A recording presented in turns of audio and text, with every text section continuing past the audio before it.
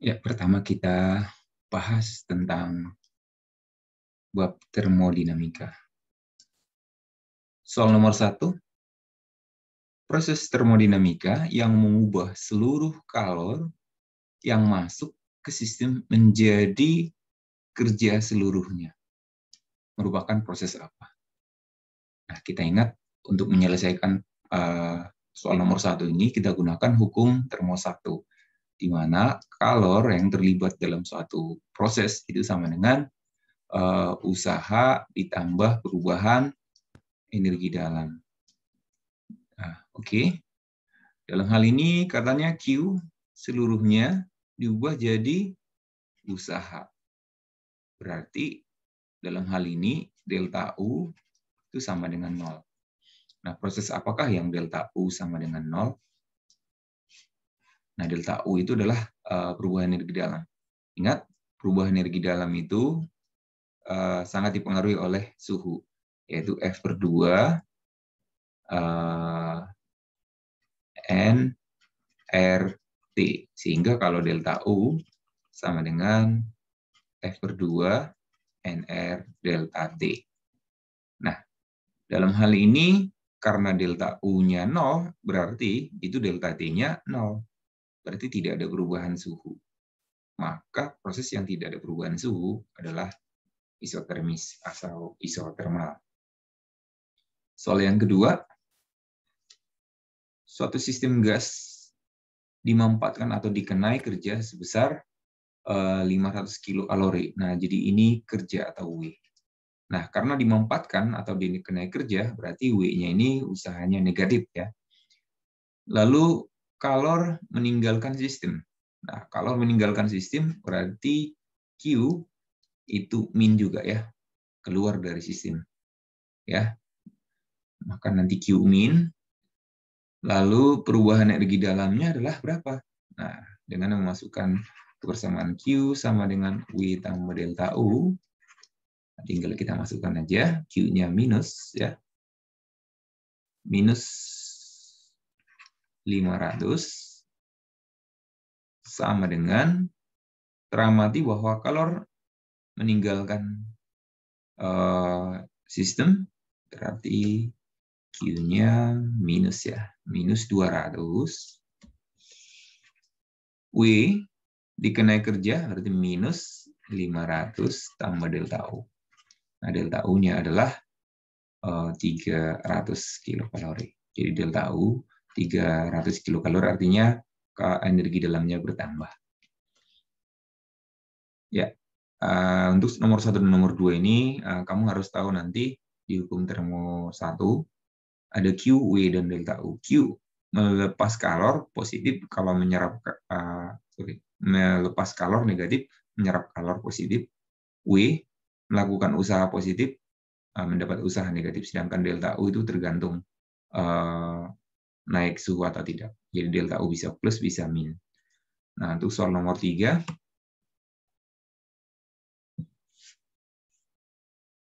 ya, soal nomor 3 berikut adalah proses termodinamika yang bagaimana. Nah, pertama kita lihat dulu. Mula-mula katakan ini titik A ya, titik A, lalu ini titik B. Jadi prosesnya dari A ke B.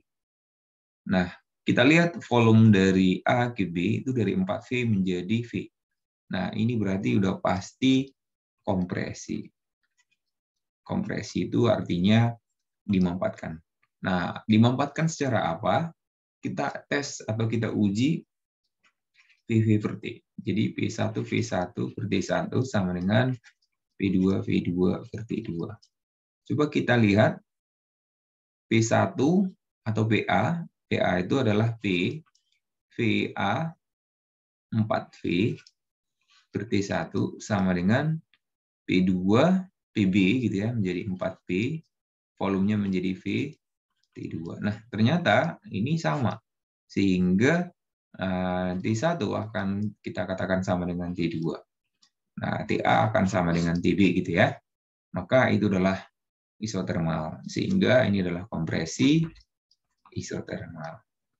Seandainya dari ini nggak sama ya, maka bisa jadi isobar, isoporik, adiabatis. Namun karena ini melengkung, hanya dua kemungkinan melengkung. Yaitu kalau nggak isotermal, itu adiabatis. Jadi ini jatuh pilihannya ke kompresi isotermal. Jadi merupakan kompresi isotermal, benar. Gas mendapat usaha atau gas melakukan usaha. Nah, karena kompresi, sudah pasti gas mendapat usaha. Kalau melakukan usaha, pasti ekspansi. Sebesar berapa? Nah, nanti usaha pada isotermal itu adalah nRT logaritma natural V akhir atau VB per V awal VA. Nah, nRT itu bisa diganti jadi PV.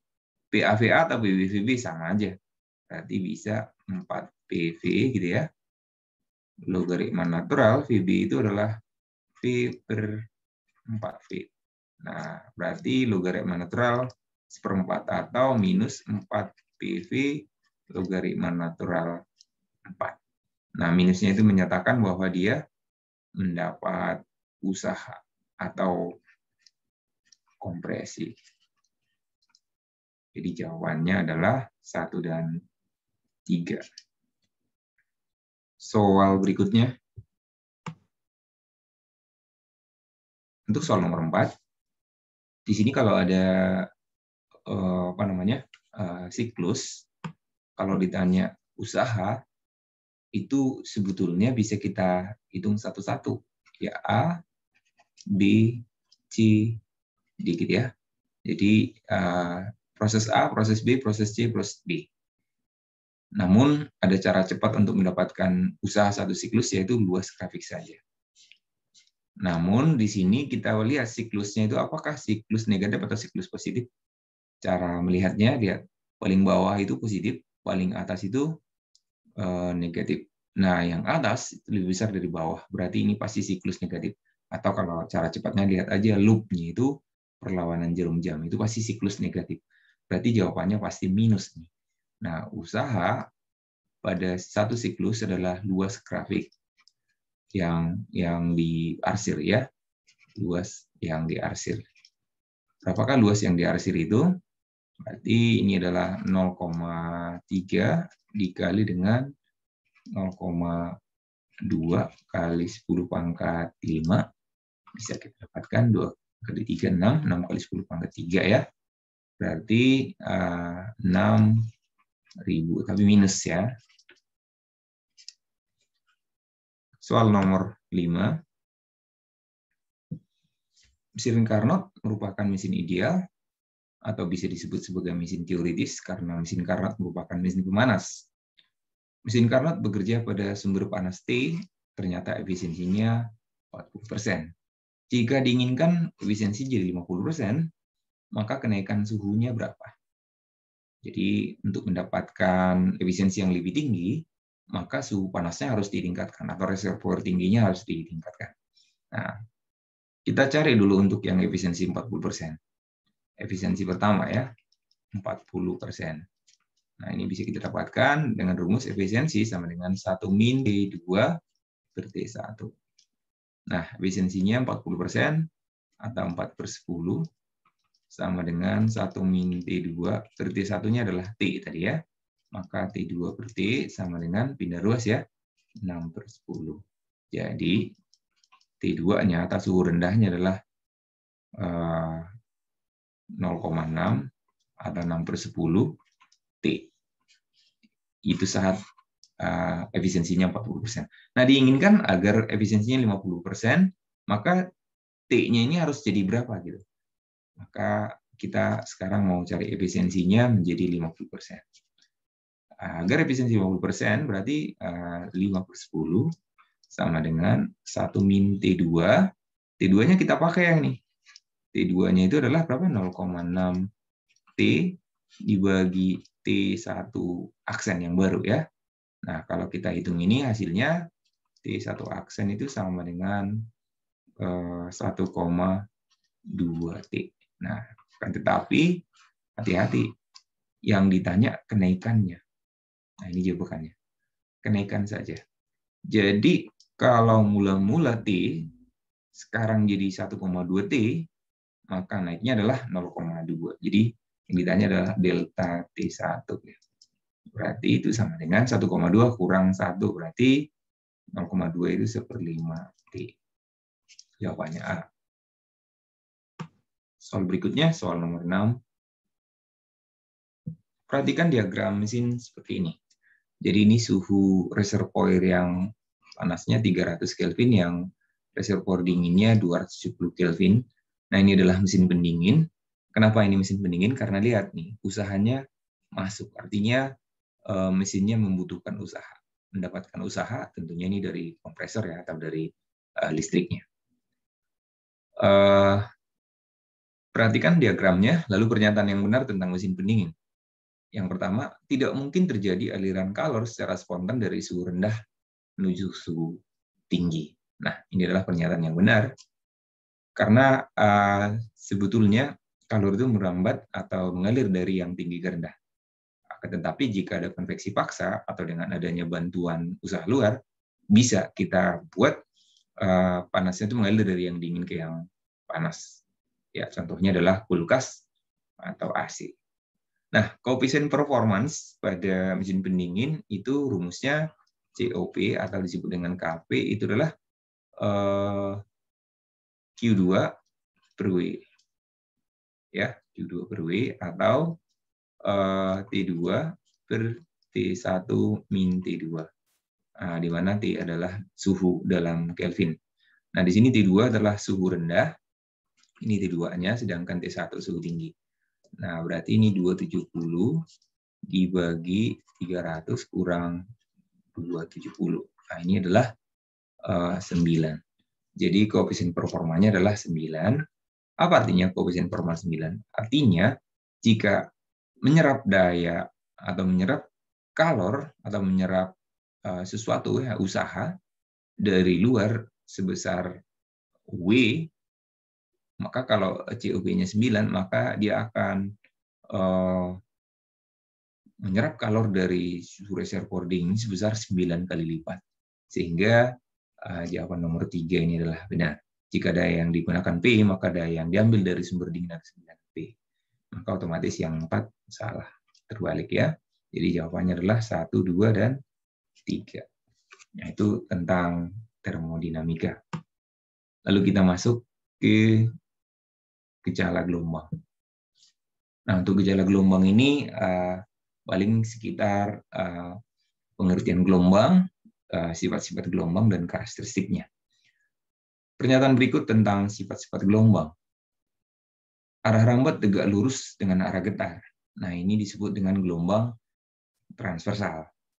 Dapat dipantulkan, dapat dibiaskan, dapat mengalami polarisasi. Nah, yang dapat mengalami polarisasi adalah gelombang transversal. Jadi ini transversal, dan ini juga transversal. Nah, kalau ini adalah sifat biasa.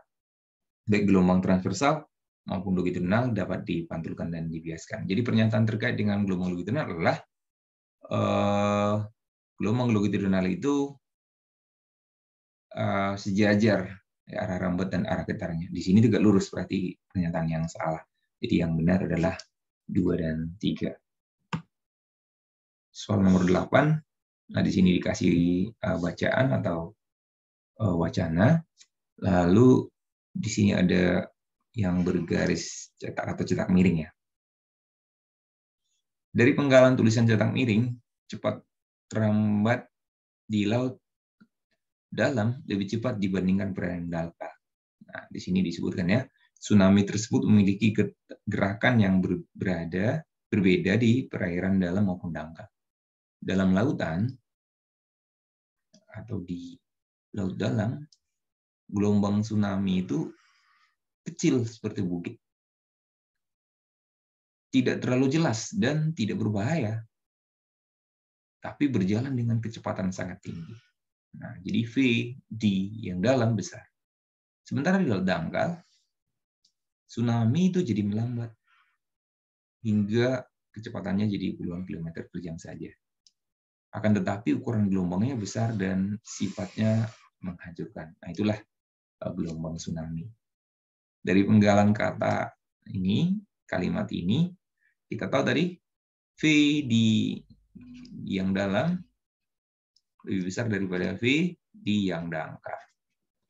Sementara rumus V sama dengan lambda kali F. Ingat, frekuensi ketika dia merambat itu konstan. Jadi, kalau V itu pasti akan sebanding dengan lambdanya. Artinya kalau V di dalam besar, maka panjang gelombangnya juga akan besar di laut dalam. Maka jawabannya adalah A. Soal nomor 9, pernyataan yang tepat tentang peristiwa difraksi. Nah, pada peristiwa difraksi itu, apa yang berubah? Nah, begini peristiwa difraksi. Jadi kalau misalnya ada lubang atau celah, lalu ada gelombang datang, kita gambarkan gelombang datang, katakan gelombangnya gelombang lurus ya. Ini gelombangnya dengan panjang gelombang tertentu. Lalu ketika melewati celah, maka nanti di sini akan muncul gelombang baru dengan arah sinar yang berbeda. Jadi contohnya arah sinarnya tadi misalnya kita buat ini arah sinarnya ke sana. Gitu ya. Nah, sampai di sini arah sinarnya jadi ya tegak lurus terhadap muka gelombang. Jadi arah sinarnya jadi berubah.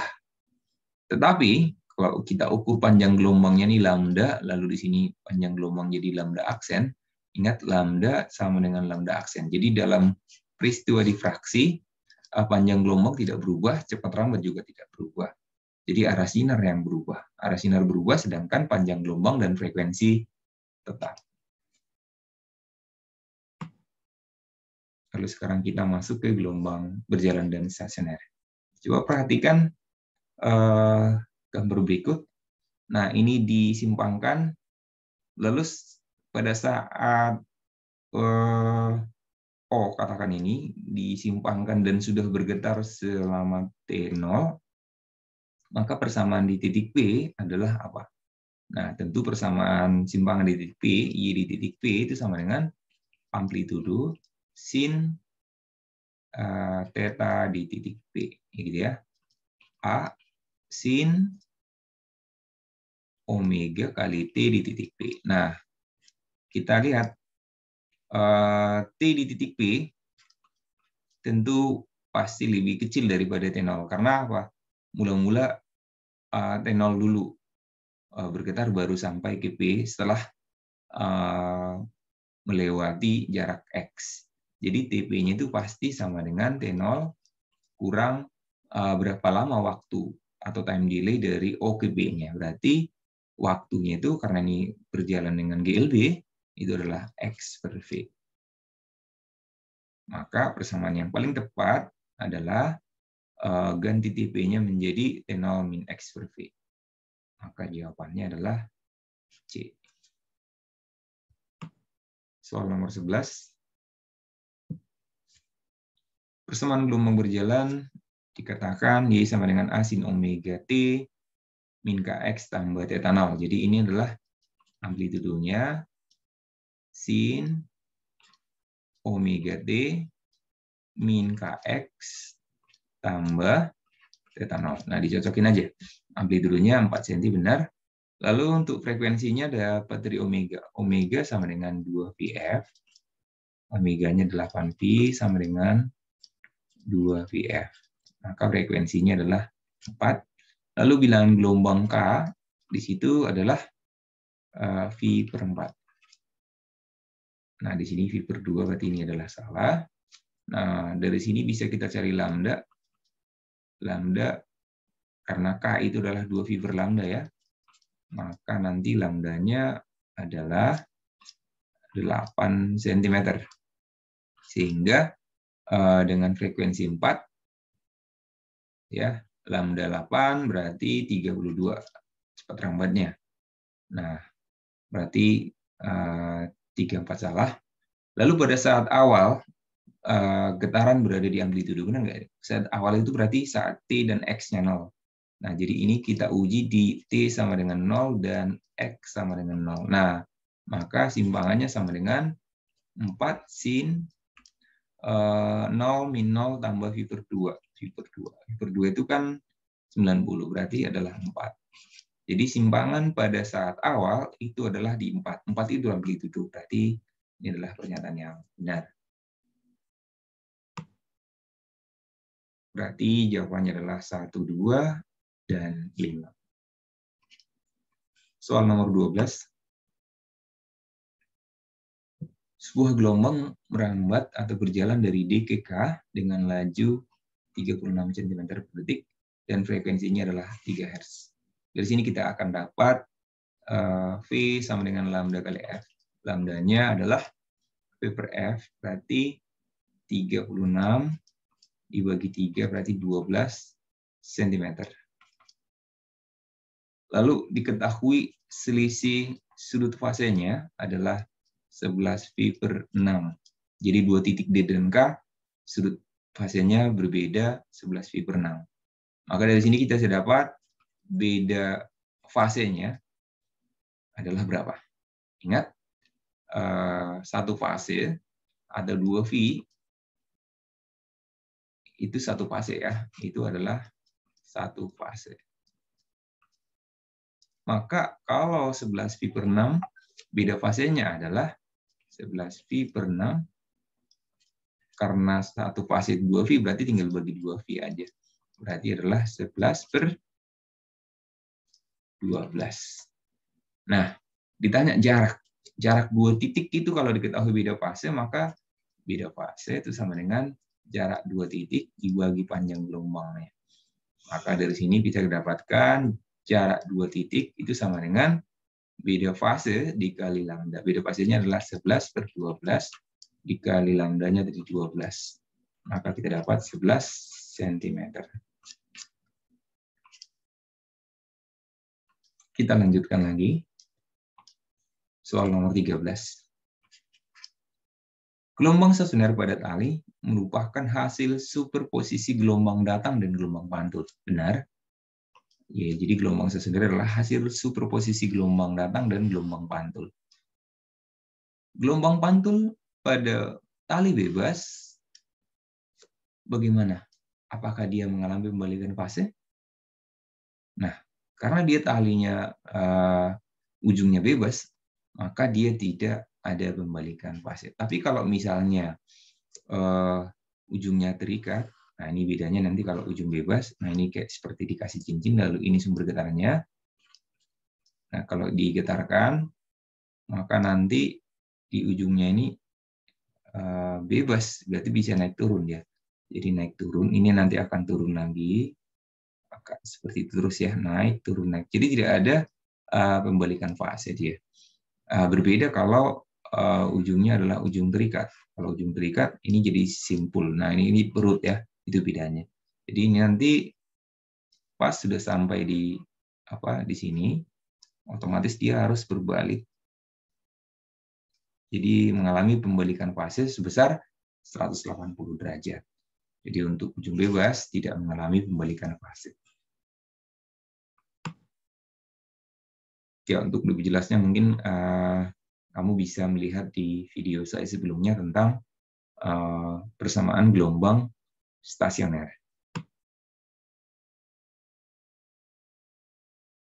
Soal nomor 4. Ujung tali M digerakkan naik turun dengan frekuensi 2 Hz dan merambat dengan kelajuan 12 cm per detik. Nah, dari sini kita bisa dapatkan panjang gelombangnya adalah 6 cm. Lalu amplitudonya adalah 4 cm. Jika ujungnya terikat, maka amplitudo superposisi berapa? Nah, cara mengetahui amplitudo superposisi, lihat persamaannya dulu. Persamaan ujung terikat. Persamaannya adalah Y stasioner adalah 2 amplitudo. Kalau ujung terikat, cara mengetahuinya, kalau terikat pasti sin ya. Sin Kx cos omega T. Nah, karena ada 2 persamaan kan, kalau ujung bebas ujung terikat, ada 2A sin Kx cos omega T, ada 2A cos Kx sin omega T. Cara mengetahuinya, uji aja di X sama dengan 0, Kalau ujung terikat kan berarti dia simpul, jadi simpangannya 0. Maka sin yang nilainya 0 berarti di X sama dengan 0. Berarti bentuknya memang harus 2A sin KX. Jadi uji di X sama dengan 0. Jika sinnya kecil atau sinnya kecil, ya itu pasti ujung terikat. Jadi dengan kata lain sin cos ya gitu ya, sin KX cos omega T udah pasti ujung terikat. Lalu cosin nanti adalah ujung bebas. Nah, yang menjadi amplitudo stasionernya yang ini 2A sin KX, di mana X adalah jarak titik tersebut dari ujung pantul. Nah, amplitudo mula-mulanya di sini adalah 4, berarti jadi 8 kali 2 ya. Sin KX. K itu adalah 2V per lambda. X. Nah, kalau dihitung 8 sin 2V per lambda. Lambdanya di sini kita dapat dari 6 ya. X-nya adalah pada jarak 13. Nah, kalau dihitung itu sama dengan 8 sin ini adalah 13. Ini kan bisa dibagi jadi 13 per 3 itu adalah 12/3. Nah, 12-nya itu kita buang karena setiap 2V itu adalah 0. Maka jadi sin V per 3. Sin V per 3 itu adalah sin 60. Nah, sin 60 adalah setengah akar 3, berarti jawabannya adalah 4 akar 3 cm. D. Ya. Lalu kita lihat soal nomor 15. Ini ujung bebas atau ujung terikat. Nah, kita lihat dari bentuknya. Y sama dengan 12. Nah, X-nya dulu ya. Cos V per 8X sin 2VT. Nah, jadi kosin. Berarti ini ujung bebas. Ya, kalau tadi ujung terikat dia sin. Pertanyaannya letak perut keempat dari sumber getaran. Nah, boleh kamu gambar dan boleh juga digunakan rumus sebenarnya. Tapi kalau nyaman dengan gambar, kalau lupa rumusnya sebaiknya digambar. Nah, karena dia ujung ujung bebas, maka nanti di ujungnya ini terdapat perut, sehingga gambar gelombangnya kira-kira begini. Ini gelombang pantulnya. Ada seterusnya lah. Jadi ini langsung perut pertama, ini perut kedua, perut ketiga, dan perut keempat. Ingat, jarak perut ke perut itu adalah setengah lambda. Jarak simpul ke simpul juga setengah lambda. Simpul, simpul, simpul. Perut ke perut, setengah. Perut ke perut lagi, setengah. Perut ke perut, setengah. Sehingga di sini jarak perut keempat dari ujung pantul itu adalah, saya hitung ya, setengah, 1/1/2. 3/2 lambda. Nah, jadi jawabannya 3/2 lambda. Nah, lambdanya sendiri bisa kita dapatkan dari K. K sama dengan 2V per lambda. Nah, nilai K-nya adalah V per 8. Berarti lambdanya adalah 2 kali 8, 16 cm.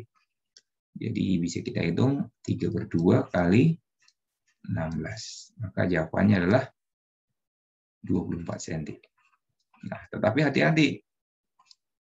Apakah jawabannya 24? Lihat. Ini masih dari ujung pantul. Pertanyaannya adalah dari sumber getar. Panjangnya 50. Kalau dari ujung pantul 24, maka dari sumber, nah misalnya di sini sumbernya, ini jaraknya adalah 50 tadi ya. Kalau dari sini 50, dari B4 ke ujung pantul 24, maka jawabannya adalah 26. Artinya L min X. Soal nomor 16. Ini tentang gelombang bunyi dan cahaya. Berikut ini merupakan peristiwa yang dapat dialami gelombang bunyi, kecuali bunyi tidak dapat dipolarisasi, karena bunyi merupakan gelombang longitudinal. Soal nomor 17. Nah, Di sini kalau kita lihat ada dua speaker ya, sumber bunyi A dan B. Lalu ada pengamat di titik P, di mana dari B 4 meter, dari A belum tahu, maka kita harus cari. Dari A jarak pengamatnya adalah, nah ini Pitagoras ya, ini 5 meter tentunya. Nah, katanya pada posisi titik B, pendengar mendengar bunyi lemah. Nah, kalau bunyi lemah berarti itu adalah kelipatan setengah lambda. Lemah pertama anggap ya, kalau nggak disebutkan anggap lemah pertama. Maka kalau bunyi lemah berarti delta R itu sama dengan setengah lambda, bisa juga nanti 3/2 lambda, 5/2 lambda, dan seterusnya. Jadi delta R-nya itu adalah RB min RA atau RA min RB. Harga mutlak aja. RA min RB. Itu sama dengan setengah lambda. RA min RB itu 5 kurang 4.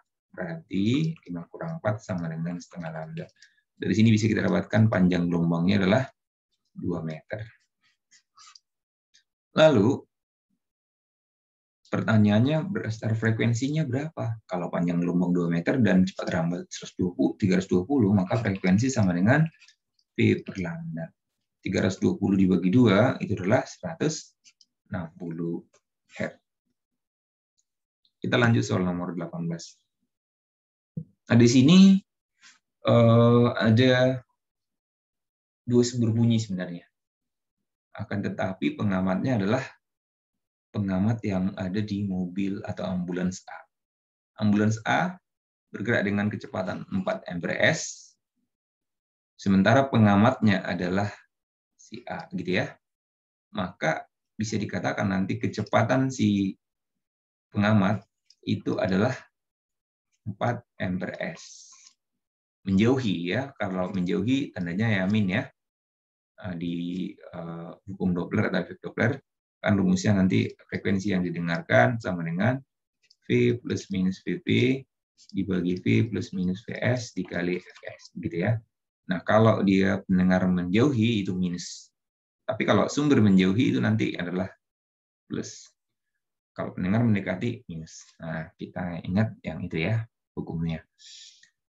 Lalu pertanyaannya berapa layangan yang dengar supir ambulans A? Nah, supir ambulans A akan mendengarkan sirene ambulans A sendiri dengan frekuensi tetap tidak ada efek Doppler. Jadi ibarat kamu di dalam mobil,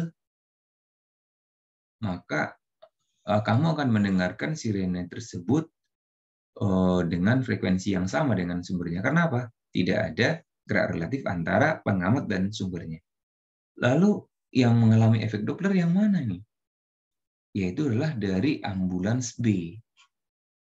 Ya, ambulans B frekuensinya adalah 640 dan dia diam menurut pengamat yang berada di ambulans A, maka kita harus cari frekuensi pengamat dari ambulans B. Ya, dari ambulans B berarti V-nya adalah 320 ya. Pengamatnya jadi bergerak menjauhi ambulans B, berarti minus 4 dibagi 320. Ambulansnya kan diam tadi ya. Sumbernya ambulans B tadi dikali dengan 640 Hz. Nah, dari sini bisa kita dapatkan frekuensi dari ambulans B-nya sendiri adalah ini bisa dicoret 2 ya gitu ya. Oke. Ini kita kurangkan dulu. Berarti 316 gitu ya. Dikali 2 berarti 632 ya. 632 Hz. Nah, inilah frekuensi dari B. Sekarang frekuensi yang diamati dari A sendiri adalah 640 karena tidak ada efek Doppler karena sumbernya ada di A. Maka frekuensi layangan adalah selisih frekuensi yang diamati oleh pengamat. Ya, misalnya dari B min frekuensi pengamat yang berasal dari A. A itu harga mutlak, jadi selisih aja. 640 kurang 632 itu adalah 8 Hz. Nilainya pasti positif karena harmonika. Soal nomor 19. Ini tentang resonansi tabung resonansi disebut pipa organa ya. Untuk pipa organa terbuka Fn sama dengan N+1 dikali V per 2L. Untuk terbuka, untuk tertutup sama dengan 2N+1 dikali V per 4L. Nah, ini tertutup. Ini terbuka. Ini adalah tertutup. Pipa organa tertutup dan terbuka. Nah, di sini sama-sama menghasilkan frekuensi dasar. Nah, katanya untuk frekuensi dasar F0-nya terbuka, nilainya berarti F0 itu 0 tambah 1 karena N itu nada atasnya, nada dasar itu 0, nada atas pertama 1 dan seterusnya. N itu 0, 1, 2 dan seterusnya ya. Oke, berarti nada dasar berarti N-nya 0. 0 tambah 1, berarti ini V per 2L. Nilainya katanya frekuensinya F. Sementara untuk frekuensi nada dasar untuk tertutup, rumusnya adalah V per, karena N-nya 0 ya, V per 4L. Maka untuk tertutup itu berapa? Jadi jika ditutup salah satu ya gitu ya, maka frekuensi bunyi akan berubah menjadi berapa? Untuk tertutup V per 4L. Nah, kalau V per 2LF, maka V per 4L itu kan setengahnya. Berarti setengah F. Jawabannya adalah B. Kita lanjut soal nomor 20. Dalam percobaan di lab fisika, salah satu ujung tali digantung beban dan dihubungkan dengan vibrator. Massa jenis lilin itu mu, dan ini adalah frekuensinya, sedangkan ini adalah gaya tegangan talinya. Pertanyaannya besar panjang gelombang terbentuk pada tali berapa? Nah, ini bisa kita dapatkan nanti panjang gelombang itu sama dengan V per F. Nah, apa yang belum tahu kita? Nah, cepat rambatnya. Nah, cepat rambat itu kan bisa kita hitung dengan persamaan F per mu. Nah, akar dari F-nya itu digantungin 2 Newton ya tadi ya. Mu-nya adalah 2 kali 10 pangkat min 3. Nah, ini 2-nya habis, berarti itu sama dengan akar dari, naikin ke atas ya. Jadi 10 akar 10 amperes. Nah, karena frekuensi 100 Hz, maka bisa kita dapatkan nilai dari lambda sama dengan V per F. Nah, ini coba bagikan dengan 100. Itu hasilnya 0,1 akar 10 amperes. Soal berikut, soal nomor 21. Gelombang cahaya adalah gelombang elektromagnetik. Gelombang elektromagnetik itu tidak butuh medium. Jawabannya adalah A.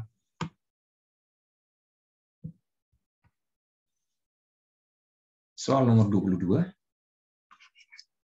Seberkas sinar dilewatkan pada kisi dengan konstanta kisi N 300 line per milimeter. Nah, ini milimeternya nggak usah kita ubah. Nanti semuanya ke dalam milimeter aja kita ubah.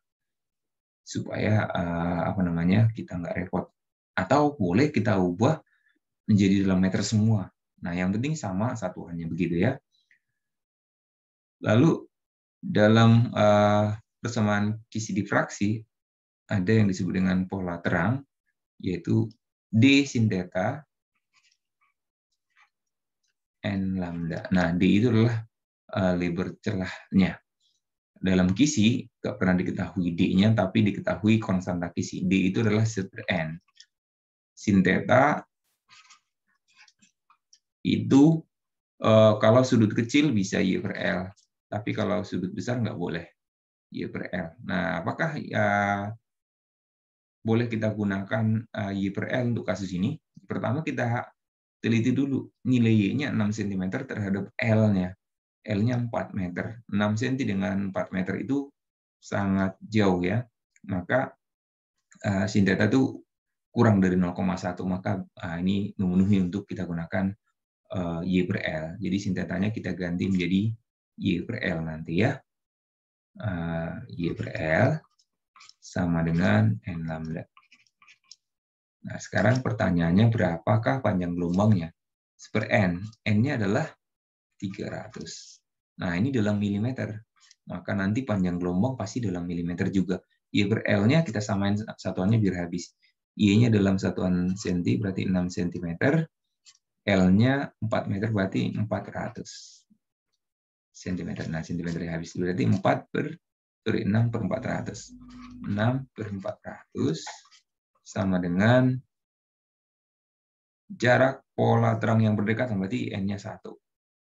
Nah, 1 lambda. Maka dari sini lambdanya akan kita dapatkan 6 per 400 kali 1/300, ini dicoret jadi 2.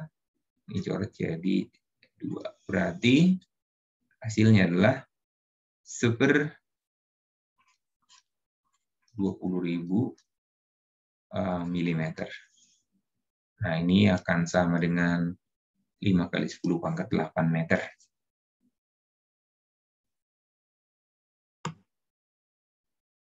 Soal nomor 23, untuk polarisasi, agar terjadi polarisasi sempurna, tentunya sudut datang harus sama dengan sudut Brewster.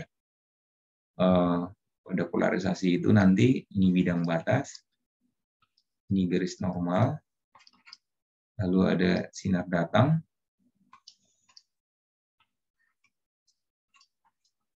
nanti sebagian dibiaskan sinarnya, sebagian dipantulkan, ini sinar pantul, sinar bias.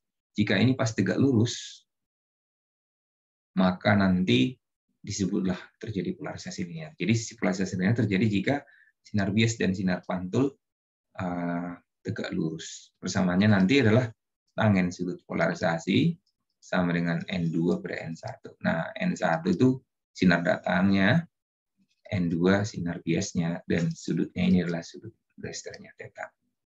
Oke.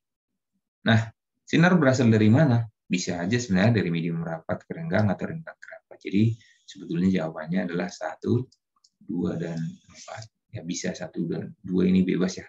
Tidak dibatasi dari medium renggang ke rapat atau rapat ke renggang. Oke, soal nomor 24. Untuk soal nomor 24, nah ini sebenarnya masih pembahasan pada difraksi. Difraksi kan ada 2 sebenarnya. Ada difraksi ketika gelombang melewati celah sempit, bisa juga ketika gelombang merambat melalui lubang atau cincin airi namanya ini ya. Nah, untuk soal nomor 24 sebetulnya ini tidak masuk ke dalam PAT tahun ini, tetapi saya buat aja penyelesaiannya bahwa diameter lubangnya, diameter cincinnya nanti dm disebut ya, itu sama dengan 1,22 lambda L per D. Nah, ini adalah diameter lubangnya nanti ya. Maka 1,22 kali panjang gelombangnya itu adalah 700 kali 10 pangkat min 6. Ya, ini kita ubah ke dalam milimeter aja langsung ya, karena jawaban dalam milimeter. Dikali dengan L, L-nya itu 5 meter, berarti 5 kali 10 pangkat 3 mm ya. Dibagi dengan D, diameter atau lubang, diameter lubang ya ini ya, berarti 1,22 mm. Nah, ini mm-nya habis, 1,22-nya habis, berarti 7 kali 5, 3,5 ya, 3,5 mm. Oke, soal nomor 25. Sinar-sinar magic cube ini jika dilewatkan pada suatu kisi difraksi, apa yang terjadi? Nah, ingat, kalau sinar-sinar monokromatis dilewatkan pada kisi difraksi, gitu ya, maka nanti di layar cahaya yang banyak ini ya, cahaya yang ada warna merah dilewatkan ya, lalu ada warna jingga, kuning, hijau, dan seterusnya ya. Ada warna apa lagi? Misalnya, kalau dilewatkan warna-warna ini, maka nanti akan bertumpuk di sini, warna di sini akan terjadi warna penggabungan. Gabungan dari warna-warna di sini nanti adalah gabungan dari Magic Cube ini jadi warna putih. Jadi pada pola pusat terangnya itu akan jadi putih karena bergabung Magic Cube ini. Lalu untuk terang pertamanya mereka masing-masing ada untuk terang pertamanya si warna orange misalnya, lalu ada terang pertamanya warna merah dan seterusnya. Jadi terang sama-sama terang pertama untuk semua warna akan ada. Jadi kira-kira begitu. Tapi kalau terang pusatnya pasti mereka akan bertumpuk. Sehingga jawaban yang paling tepat adalah terang pusat akan jadi warna putih karena gabungan dari warna Magic Cube ini. Pola terang pertama akan membentuk Magic Cube ini, ya. Kedua dan selanjutnya juga akan terbentuk Magic Cube ini. Tapi yang di pusat itu pasti adalah putih karena gabungan dari Magic Cube ini. Maka jawabannya adalah 2 dan 3. Nah, sekarang kita masuk ke pembahasan tentang alat optik.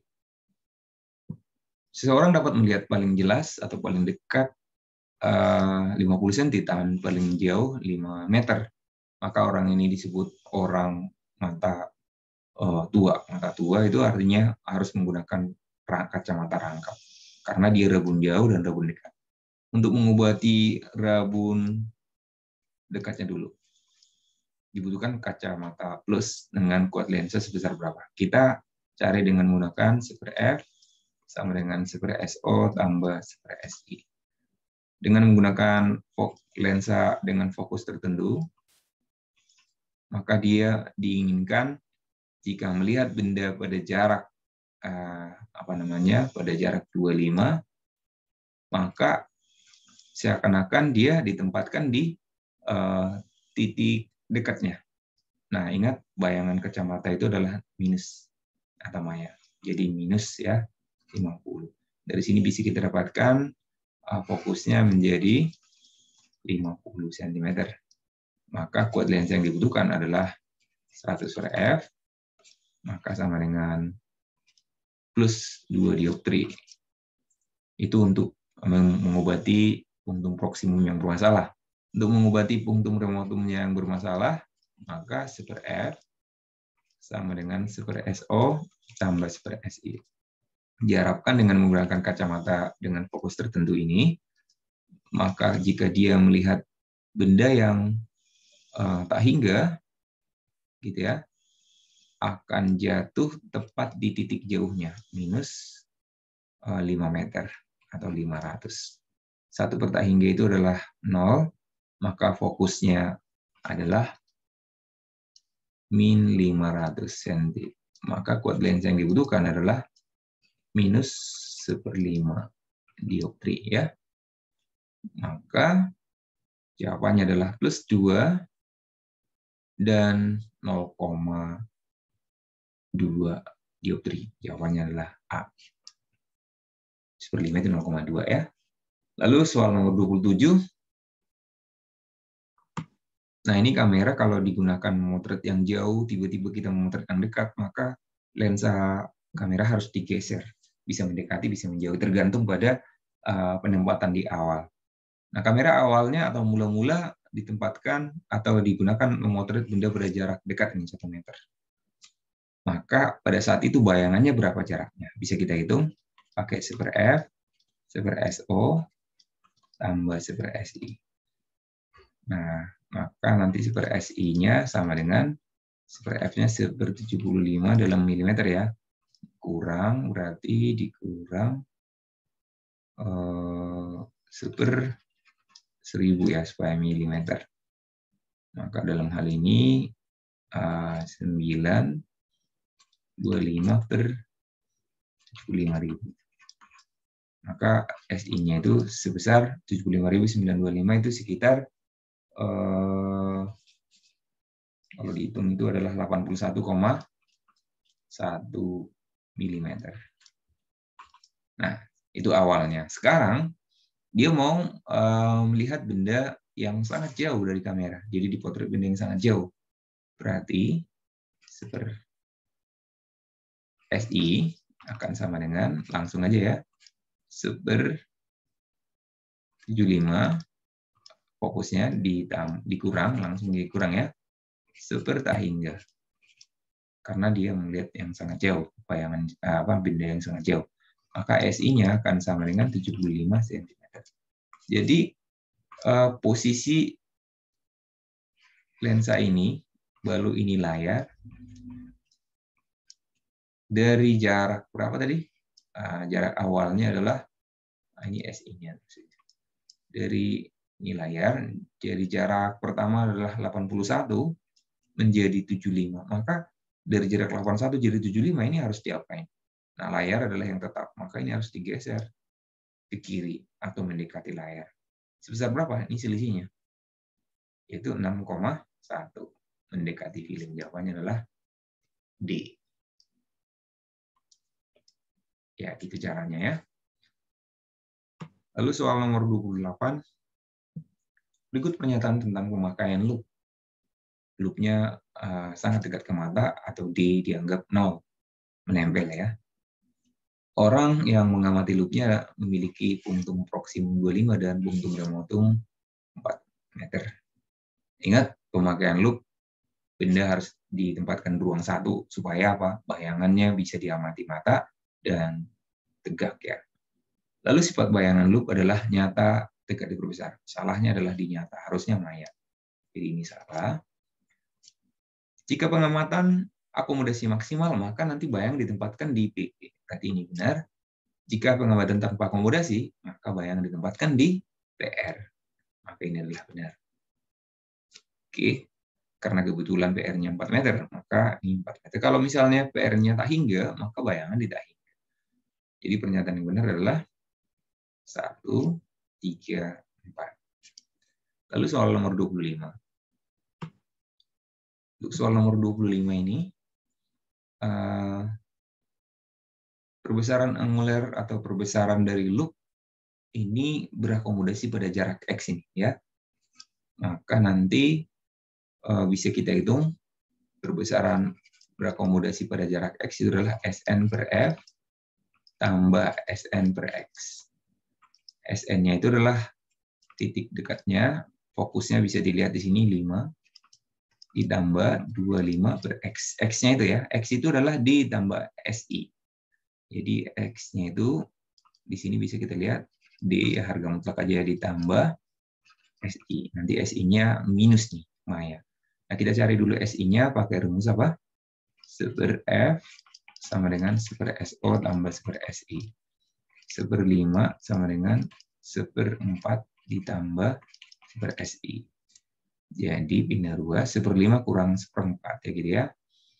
Nah, 4 kurang 5 berarti SI-nya adalah minus 20 cm.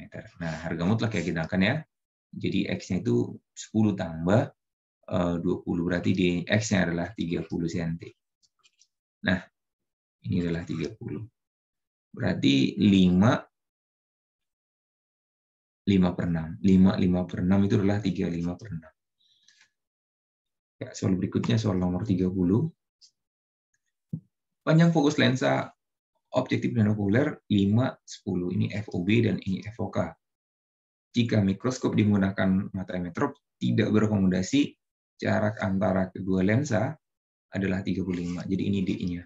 Nah, di mana D karena ini adalah tanpa akomodasi, itu adalah S aksen OB tambah FOK. Ini tanpa akomodasi ya. Kalau akomodasi maksimum itu tambah SOK. SOK-nya bisa dicari. Nah, 35 sama dengan S aksen OB tambah FOK-nya adalah 10. Berarti dari sini S aksen OB-nya adalah 25 cm. Nah, kita mau mencari perbesaran total, itu namanya S aksen OB per SOB dikali karena tanpa akomodasi, bisa dikatakan SN per FOK. Nah, S aksen OB sudah ada, SOB-nya belum ada. Maka bisa kita dapatkan dengan menggunakan super F OB sama dengan super SOB tambah 1/S aksen UB. Coba masukkan angka-angkanya yang ada di sini. FOB-nya 5, S aksen UB 25, berarti 5 kurang 25 ya, 1/5 kurang 1/25. Jadi dari sini 1/5 kurang 1/25 sama dengan 1/S UB. Maka nanti SUB-nya bisa kita dapatkan. Nah, ini 5/25 ya. Berarti 25/4. Jadi SUB 25/4, maka bisa kita dapatkan 25 dibagi 25/4 dikali dengan SN-nya adalah, orang normal anggapnya ya, 25 dibagi FOK. FOK-nya itu adalah 10 ya. Nah, kalau kita hitung ini 25/25 itu kan habis 1 kali naikkan 4 ya. 4 kali 25/10 itu adalah 10 kali ya. Jawabannya adalah A. Soal nomor 31. Sebuah terpembunyi dengan fokus objektif, pembalik, dan fokus okuler. Perbesaran anguler untuk mata rileks itu adalah FOB per FOK. Nah, baik untuk teropong bumi dan teropong bintang sama aja untuk perbesaran. Nah, lensa pembaliknya ini apa? Itu sebenarnya hanya membalikkan. Jadi nanti yang berbeda di panjang teropong aja. Maka 80 dibagi 10 itu 8 kali. Jawabannya adalah D. Namun kalau ditanya panjang teropongnya adalah FOB tambah 4 lensa pembalik tambah FOK. Inilah untuk mata rileks. Kalau mata akomodasi maksimum ganti FOK-nya menjadi SOK. Soal nomor 32. Ini teropong pada pengamatan tanpa akomodasi. Kelihatan di sini bayangannya akan berimpit di tahing. FOK-nya adalah 5 cm. Dan fokus objektifnya 100 cm. Pertanyaannya, jika diinginkan bayangan ditangkap layar. Nah, bayangan ditangkap layar berarti S aksen OK-nya plus ditangkap layar ya, 10 cm di belakang anguler. Diinginkan ya. Berarti nanti 1/FOK sama dengan 1/SOK tambah 1/S aksen OK. 1/FOK, FOK-nya adalah 5, berarti 1/5 kurang 1/S aksen OK itu 1/10 gitu ya. Pindah ruas sama dengan 1/SOK. Maka SOK kita dapatkan adalah 10 cm. Jadi dari SOK tadi sama dengan FOK 5 cm, nah kita inginkan SOK harus jadi 10. Dari 5 cm, ini menjadi jaraknya kita buat jadi 10 cm. Maka lensa ini harus kita geser. Lensa ini harus digeser ke sini, dipindah ya. Jadi di sini lensanya. Oke, digeser sejauh berapa? Dari 5 menjadi 10. Harus digeser sejauh 5 cm menjauhi lensa objektif. 5 cm menjauhi lensa objektif. Lalu soal berikutnya, soal pemanasan global. Ini soal pengetahuan umum ya. Gas metana yang berlebih di atmosfer meningkatkan efek rumah kaca karena gas metana tersebut. Nah, kalau kita ingat peristiwa pemanasan global kan apa namanya itu pemanasan bumi ya yang terus-menerus. Nah, sebetulnya kenapa? Karena sebetulnya panasnya itu terkurung di dalam gas rumah kaca. Jadi gelombang panas atau cahaya matahari itu masuk katakan 100% ya gitu ya. Tetapi tidak bisa dipantulkan semuanya. Jadi sebagian terperangkap ya gitu ya. Maka jawaban yang paling tepat adalah gas metana itu dapat meningkatkan efek rumah kaca karena apa? Gas metana itu tidak ditembus oleh inframerah. Jadi sinar inframerahnya tidak keluar, jadi mantul kembali ke bumi lagi. Lalu soal nomor 34, Perhatikan data berikut. Volume kendaraan meningkat, sampah meningkat, penebangan hutan, dan peternakan itu dapat menyebabkan peningkatan gas-gas rumah kaca. Ya, buat peternakan pun ya, harus pasti kotoran-kotorannya menghasilkan gas-gas rumah kaca juga. Soal nomor 35, hal yang bisa kamu lakukan sebagai siswa apa untuk mencegah atau mengurangi pemanasan global? Menggunakan kertas dengan hemat tentunya, tidak pemborosan ya. Kemudian dengan bersepeda pada jarak-jarak dekat yang mengurangi kendaraan berbahan bakar fosil, atau bisa juga menggunakan kendaraan umum ya gitu ya. Jadi kurangin kendaraan pribadi karena terlalu boros, itu terlalu banyak nanti karbon dioksida yang diproduksi kalau masing-masing naik mobil pribadi. Mengurangi penggunaan CFC ya, hemat AC gitu, atau kalau bisa gunakan AC yang tidak menggunakan CFC. Menanam pohon di pekarangan dan lingkungan sekolah. Jadi ini pernyataan yang benar semua, 1, 2, 3, 4. Demikian pembahasan kita untuk persiapan PAT untuk bagian yang pertama. Nanti untuk bagian yang kedua, kita akan bertemu lagi di video berikutnya. Thank you.